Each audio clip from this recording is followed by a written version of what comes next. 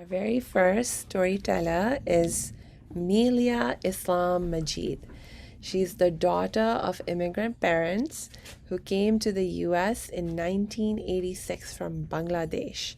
She grew up in the small Midwestern town of Fulton, Missouri. Milia has a master's in theological studies of the world religions and anthropology from Harvard University and has received numerous awards and research fellowships. In 2008, Milia joined as the executive director of the South Coast Interfaith Council, the largest and oldest interfaith council in California, serving 35 cities in Southern California.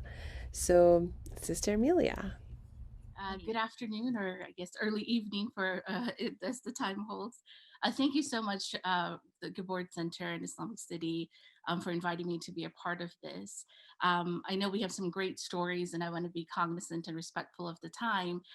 So if you'll allow, I'll just kind of dive right in.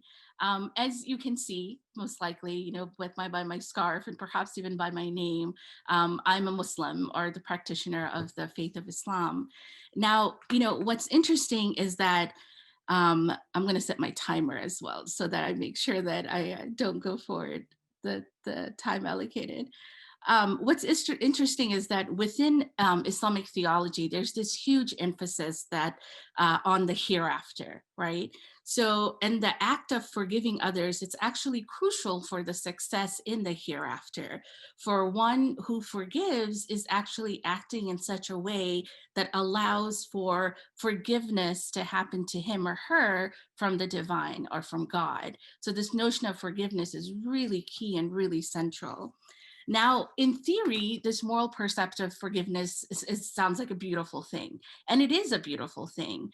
But however, when one finds themselves in a position in which they have been purposefully wronged, in a way that was not deserving of that person, the act of forgiveness doesn't always come as easily, right? Because at the end of the day, we're all human. So it's really precisely at this moment, for someone like myself, a Muslim, it's precisely at this moment that one is beckoned to look into the life of the Prophet Muhammad, peace be upon him, as an example. For he was known, his whole life was known, his character was known as an embodiment of the Quran itself. So God chose us in the character of the Prophet Muhammad within the Islamic theology, that the model of a compassionate man, right? He treated everyone, his friends and his foes, men and women, rich and old, with kindness and with respect. Even at the time of Islamic history when he was there, even when the pagan Arabs at that time reacted to his message of monotheism with nothing but extreme hatred, he showed in response love and kindness, right? And this characteristic of being forgiving and one who's embodying compassion was something that was exemplified in so many incidents in his life. Two quick incidents that I'd like to focus on.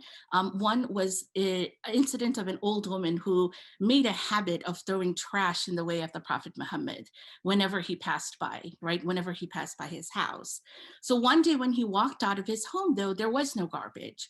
And this made him really inquire about the old woman and what happened, because he was so used to this, right? He was so used to picking up the garbage, putting it away, and going about his day. So when he inquired about him, he found out that that she was in fact sick, that she was ill. So the prophet went to visit her and offered her assistance that she might need. And the old woman was so extremely humbled and also ashamed at the same time of her actions in the light of the concern that the prophet showed, right?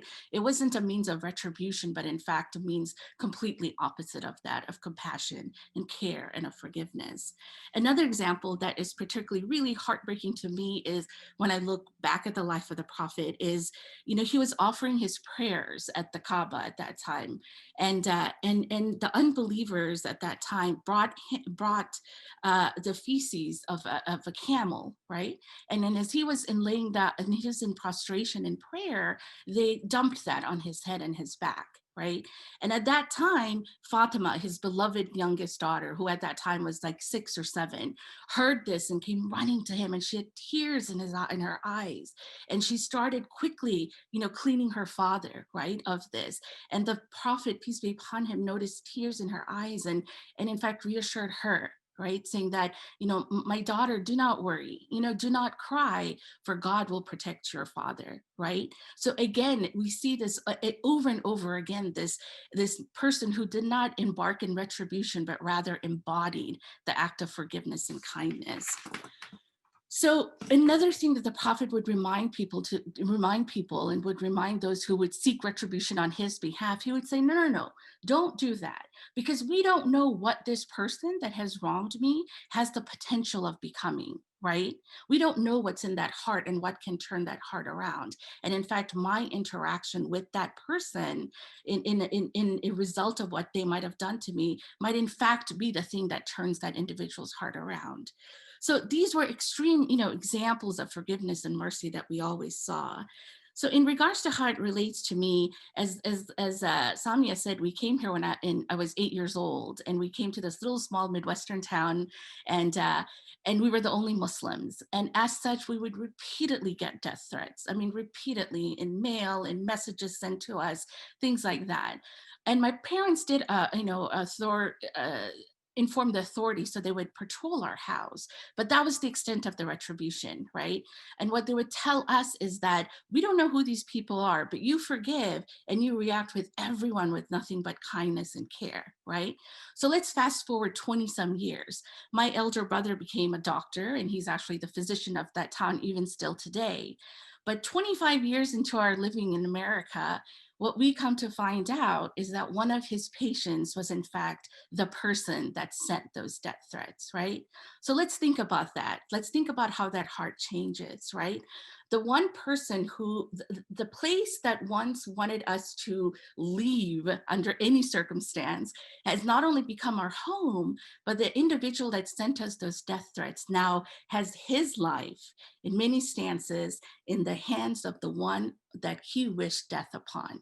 And that's the power of forgiveness, right? That's the power of compassion. It's about how that this mere moral precept is so powerful that it can change one's heart, that you can go from hatred to love and to respect and to compassion. And if we do that with each one of us, with each incident that we may face, then imagine the ripple effect in creating a world that's not defined by violence and by hatred and by retribution, but rather by forgiveness and by compassion and by love. And that is something to me that's very powerful. And that is what my faith has taught me. And that is how I hope to exemplify it when encountered with such incidents in which I feel wronged. Thank you. Our next storyteller is Rabbi Susan Goldberg. She is the founder of Nefesh, which is an open-hearted spiritual community that captures the energy and vitality of LA's East Side. She's a fourth generation Angelino, and her work focuses on revitalizing that part of the city's Jewish community to be, again, an active part of their multicultural neighborhoods. She's led renewals of the historic Wilshire Boulevard Temple in Koreatown from 2013 to 2019, and Temple Beth Israel in Highland Park from 2008 to 2013. And in all of these roles, as a consultant and as a teacher, Rabbi Susan has been committed to cross-cultural dialogue and social justice. Thank you, Rabbi Susan. We're looking forward to your story. Thank you. Thank you for organizing such a beautiful event. Milia, it was wonderful to hear your story, and looking forward to hearing all the stories and just seeing some of the participants here. Folks I know, and actually Joanne Leslie, you're part of one of these stories here. So I saw Father Alexi, and it's lovely to be together and appreciate the work of the Goldberg Center, IslamiCity, to bring us together. I mean, we need this right now. We need experiences of hope and connection in these times. I'm going to take your lead, Milia, and also start a timer.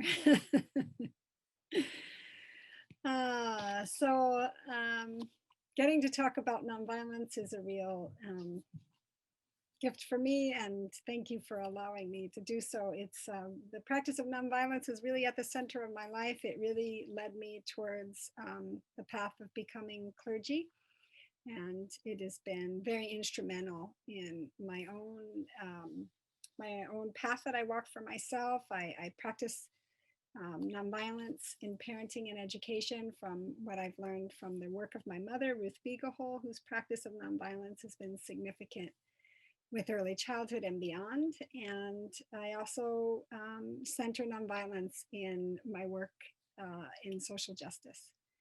So I want to just start with this quote by Arundhati Roy, the beautiful author and thinker and justice pursuer. She says, "Another world is not only possible, she is on her way. On a quiet day, I can hear her breathing."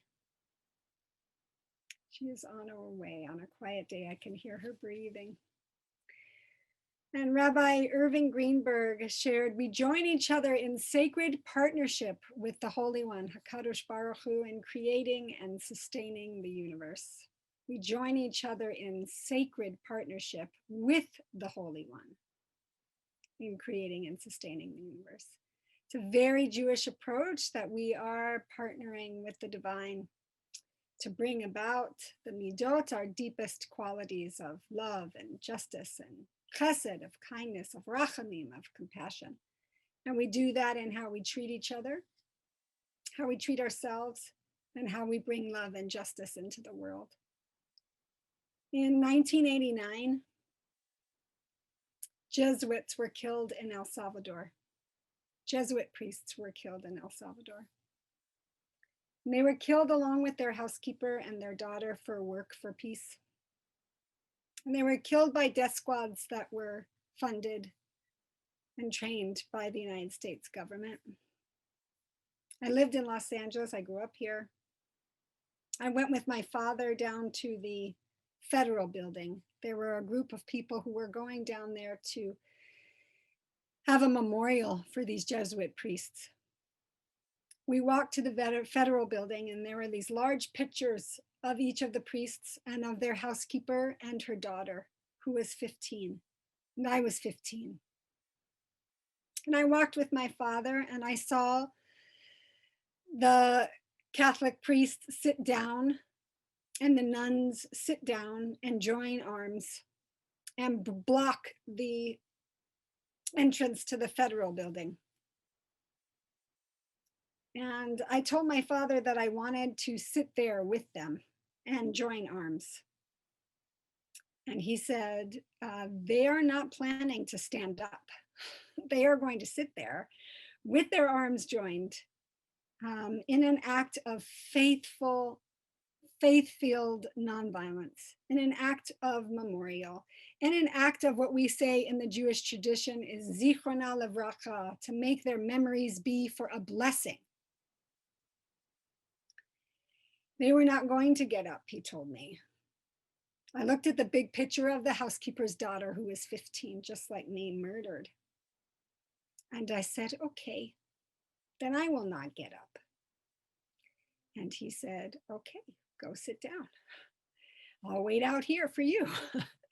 So I did. I sat down and I locked arms. And after a while, the police arrested us and brought us down into the basement of the federal building, where songs were shared and prayers were made. And it was a deeply moving experience for me that very much shaped my life. Also because many of those radical folks from the many different traditions were a part of my life. And I could see that the way that they committed to making the world a better place was rooted in their faith, was rooted in love, and I wanted to go towards that. In 2017, the United States had a different president than we have now. Maybe you recall, president before this one. And he was going after immigrants, targeting immigrants, threatening to round up people and send them back, many of them to Central America, countries that were devastated because of the wars that that were in the 80s.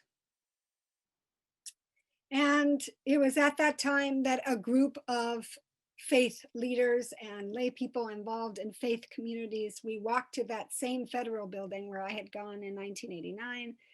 And I just have to say many other times, but for this story, the same place. And we walked actually to the side of the building where the vans were going to come out to come and round people up. It was Passover and Holy Week. And we did the rituals of our tradition, rituals of Passover, rituals of Holy Week. And we were joined also by Muslim and Sikh clergy and lay leaders. And we sat together in a circle and we prayed and we sang. And in that moment, we were partnering with the Holy One to make the world as it should be. As nonviolence asks us to feel and create in this moment the world as we want it to be, and then to live that reality and to take brave risks for that reality, to be willing to be courageous, to risk for the world as we want it to be. We sang, we prayed, we waited for the police to come as they did. We were brave in the service of our values, of our deepest truths, but sometimes it doesn't feel like bravery. Sometimes it feels just like the only choice. The only choice when times are like this is to stand up fully and deeply. It is the only place to be. A place of nonviolence, a place of justice. I'll close by saying a beautiful quote by Cornel West. Justice is what love looks like in public. Justice is what love looks like in public. So from a place of nonviolence and a place of love, let us all continue to bring more justice, more holiness, more compassion, more light to this world. Thank you.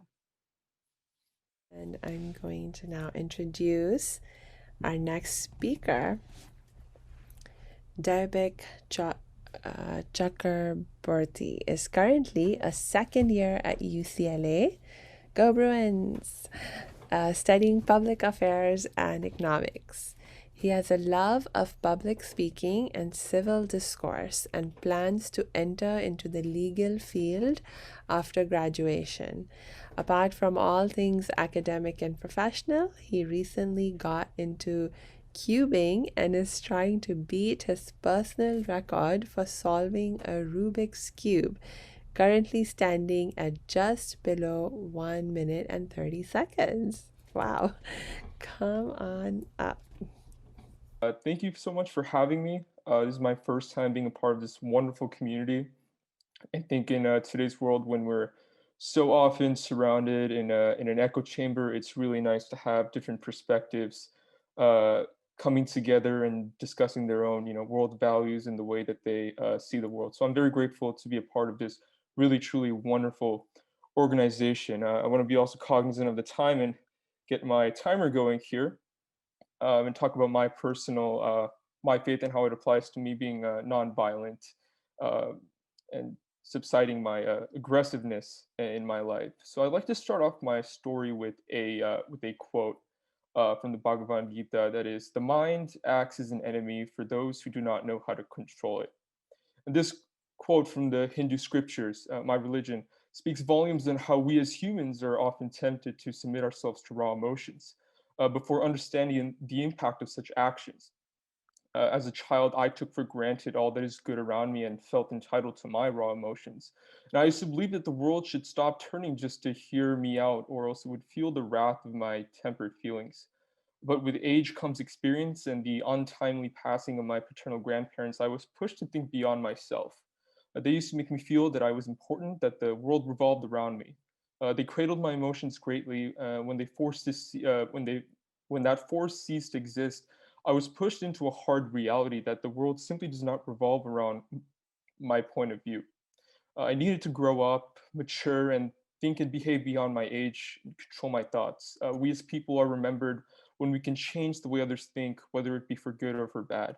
And I came to realize this as I graduated high school, moved to college, and was further forced to think simply beyond myself and act as a decent human being.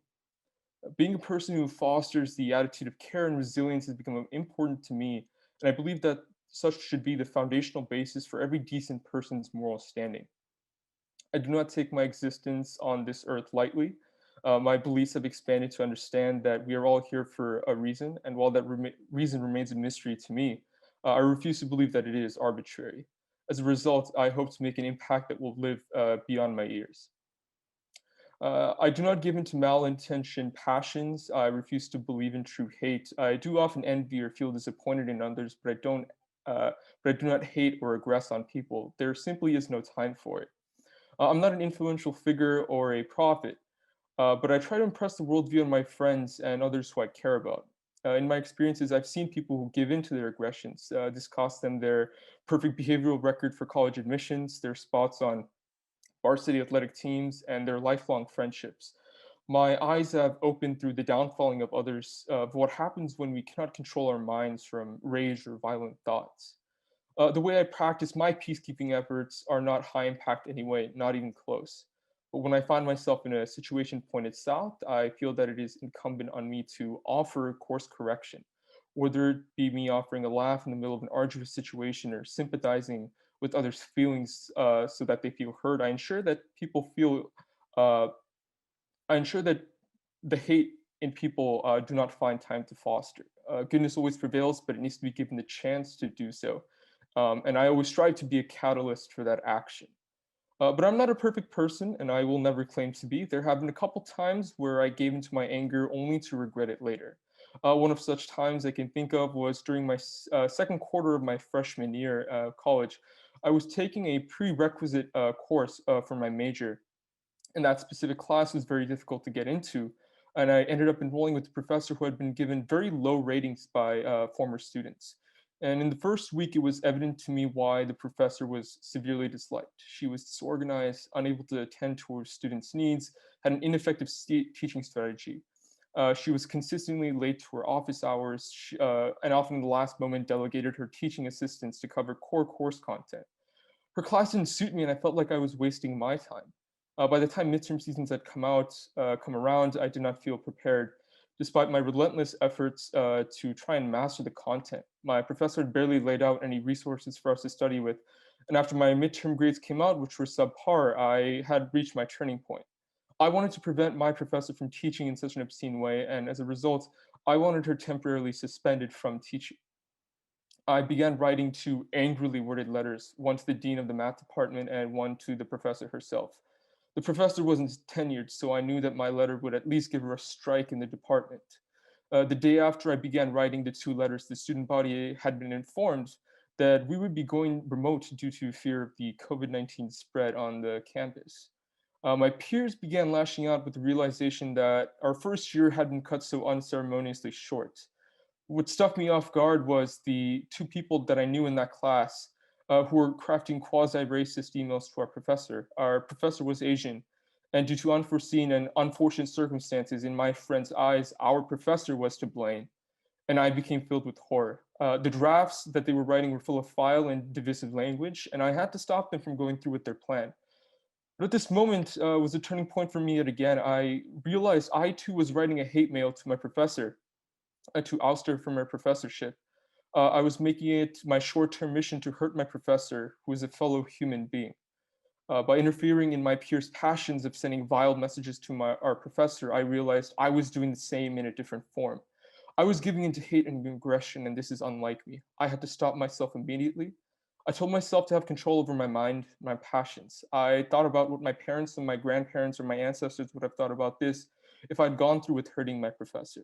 And as I began the story, I said the mind acts as an enemy for those who forget how to control it. That day, I was triumphant in reining against my aggressive thoughts, but I still feel awful about it. And I will use this situation as a guiding force in ensuring that I do not ever give into temper in such a rapid fashion.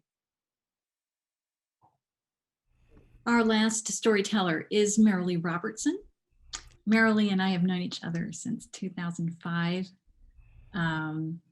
She is a retired mission co-worker with the Presbyterian Church and a longtime social justice advocate. She taught science for 11 years at a girls' school in Pakistan, followed by 11 more years at another school in Tehran, Iran. And after returning to the United States, she became interested in Latin America and visited several of those countries, advocating for change in US policies there. She's also worked to stop migrant deaths in the Arizona desert and has been a constant advocate for immigration reform. Marylee, I'm really glad to have you with us today. All right. Well, thank you very much for inviting me to be a part of this conversation. I've been so inspired by what I've heard so far. Okay. I hope you'll forgive me because my rather ancient mind is incapable of holding much information at a time. So I'm going to read what I've prepared. Okay. In 1995, Manuel Sakik, an indigenous Presbyterian pastor, was brutally tortured and murdered at a military base outside of Chimaltenango, Guatemala. Shortly afterward, two pastors and a lay leader began receiving death threats. A request was made to the Presbyterian Church in this country for persons to accompany those who were receiving these threats. And I was among the fortunate accompaniers and spent 2 months accompanying Pastor Lucio Martinez. Just living in his home, which included his wife, Josefina, and his ministry partner and his 5 daughters, was a grace-filled experience for me. Although they were fearful for Lucio, laughter, fun, and singing were a part of the work of this household.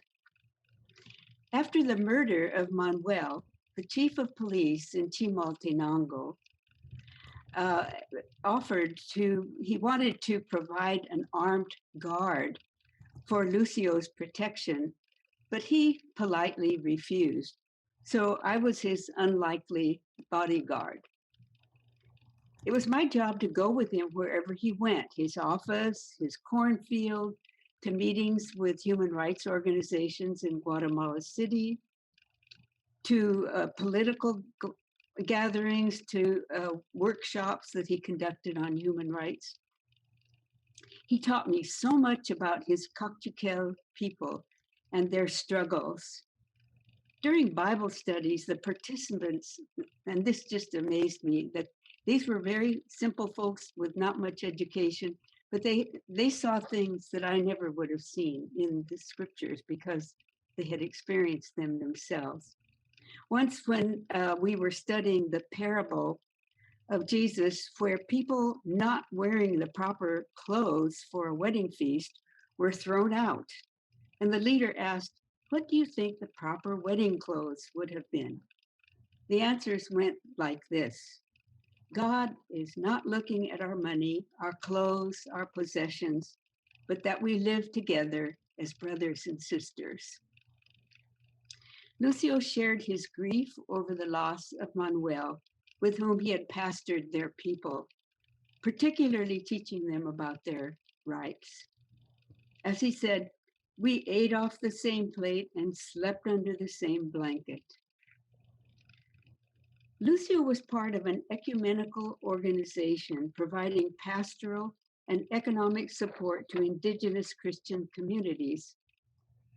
The agronomist for this organization, Roberto, a follower of the traditional Mayan religion, came to the leaders and said, "We know how much you are suffering because of Manuel.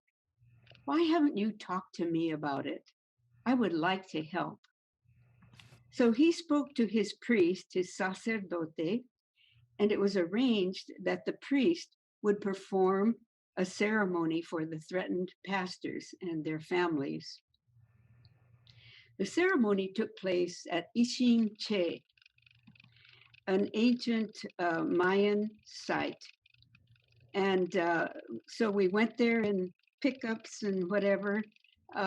We were led past the grassy mounds in this site to a corner of the place where Roberto and the priest were making preparations for the ceremony. We could hear the baa-ing of a sheep nearby. Pine needles were spread all around the area. There was a collection of many items which would eventually be fed to a fire in the center of the circle. Candles, pine incense, bags of sugar, bottles of spirits and Coca-Cola, packets of cigarettes, fruit and bunches of flower, and more. The ceremony was long and elaborate. There were some things to which I couldn't really relate very well, such as the sacrifice of the sheep whose heart and liver were fed to the fire. But what I could relate to was the sadness, the empathy, the shared sorrow, the solidarity, and the deep emotion of the people threatened and their welfare.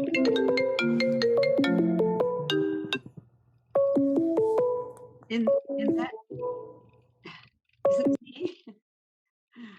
In that circle of prayer, I heard the crying out of 500 years of inhumanity and sadness which continued to that day.